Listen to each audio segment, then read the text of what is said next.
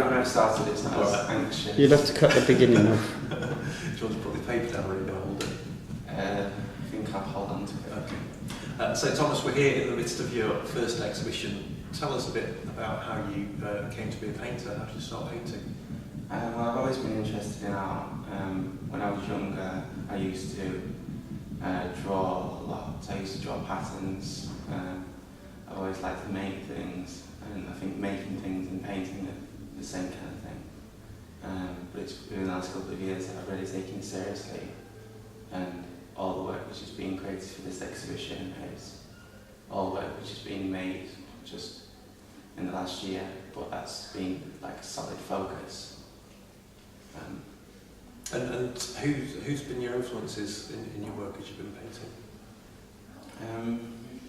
I think I started off, when I started to take art seriously, I think I started off where most people start that haven't had a formal art education, and that's with the Impressionists, because you can kind of appreciate it without any prior understanding. But then as I've developed, I think I became interested in Gerhard Richter, Lucian Freud, Jenny Saville. I quite like Basquiat, Francis Bacon. There's a guy in America called Alex Kanevsky. I really like his style of painting. There's a few French neo-expressionists which I like as well. And I wonder if you'd say, in this body of work, what's the kind of common theme for you? Well, I think I'm trying to find something which I'm not conscious of. I'm looking for something below the surface. So I don't have a theme which I could write down on paper, I don't think. It's more about trying to express something which express a feeling or some kind of vague idea.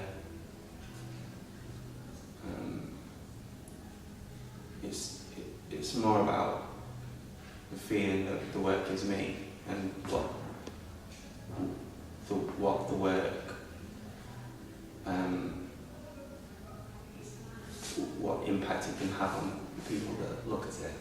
And so, does the meaning in one of your paintings come from you? Is there a meaning you're trying to convey, or are you interested in what meaning people bring to it? I like ambiguity. I like to think that people could get a radically different idea than what I intend, but I'm quite scared of being misunderstood. So you're scared of being misunderstood?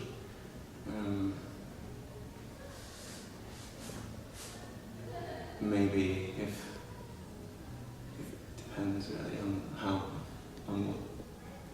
If it was something really bad, I wouldn't really want them to think. Right. Okay. Yeah. And what scares you about that? Because do you think it's in some ways it's okay for an artist to be misunderstood? Is it, or is that? Do you think you failed if someone misunderstands what you're trying to say?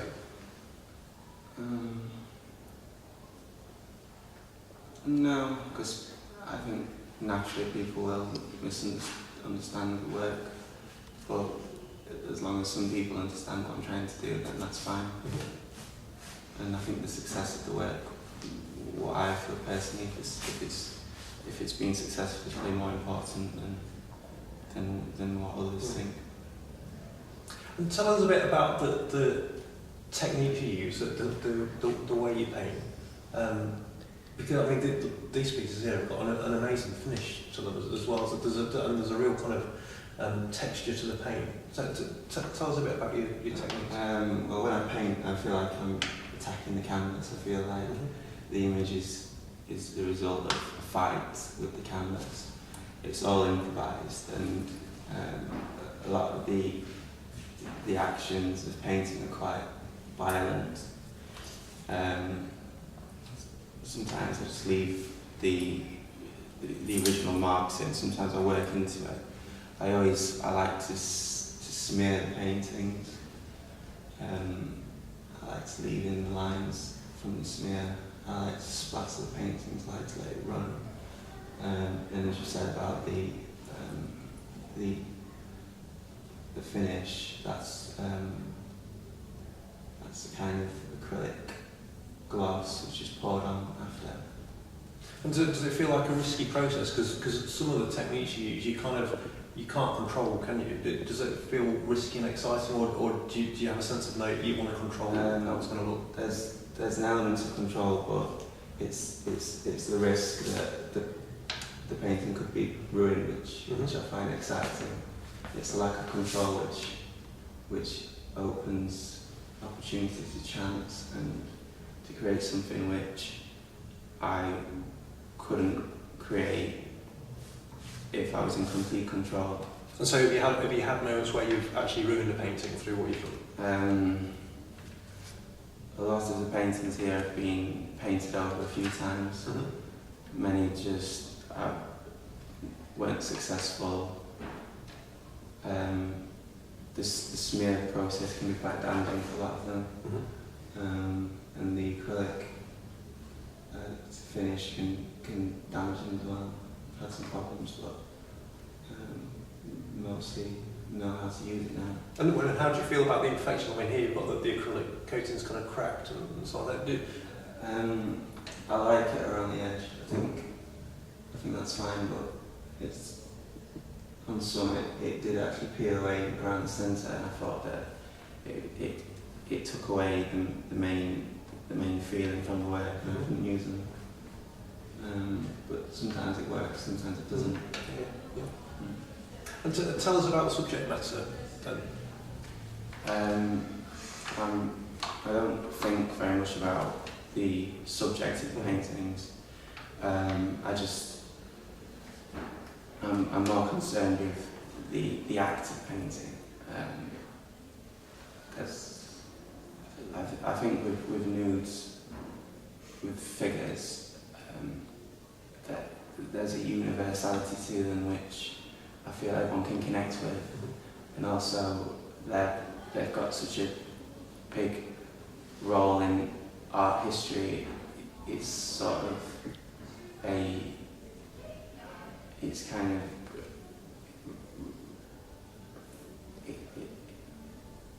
it's bringing up the historical narrative of the nude. But I just feel that people can connect with figures more so than something not human.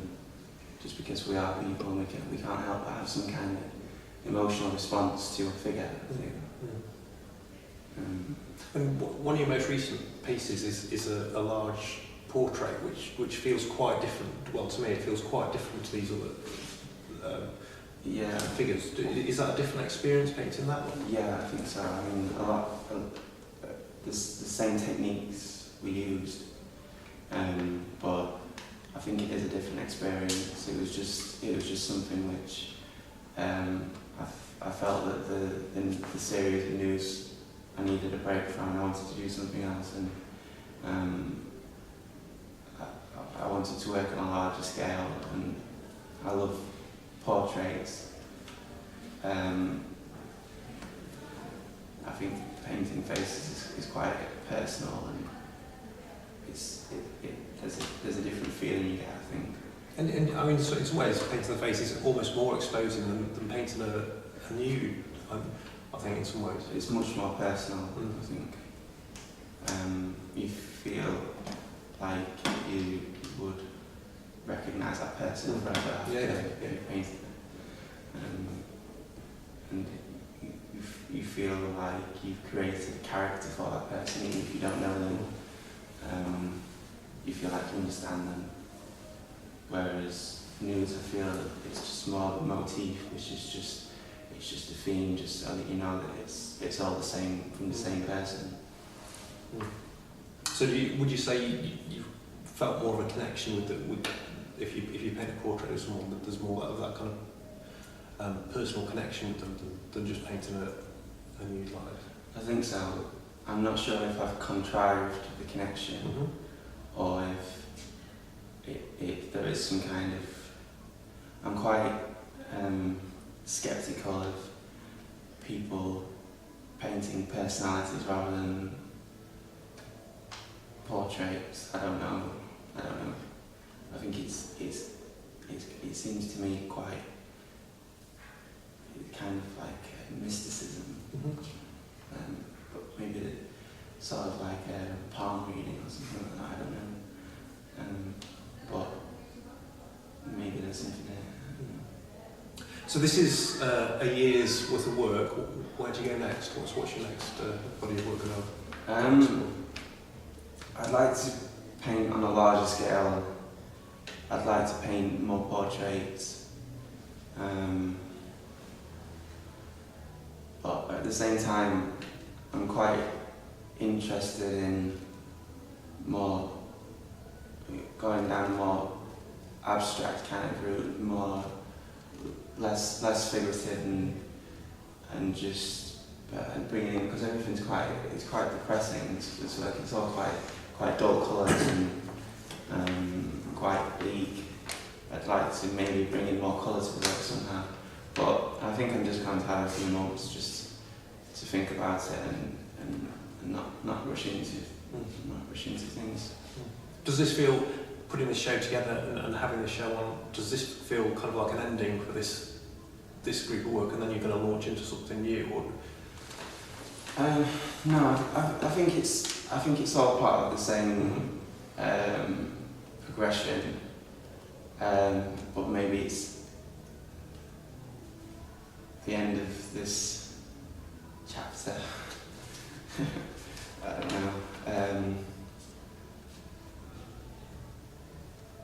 A fresh start is always good. Not to get too caught up in things. Good, thank you. Okay, thank you. No, thank you.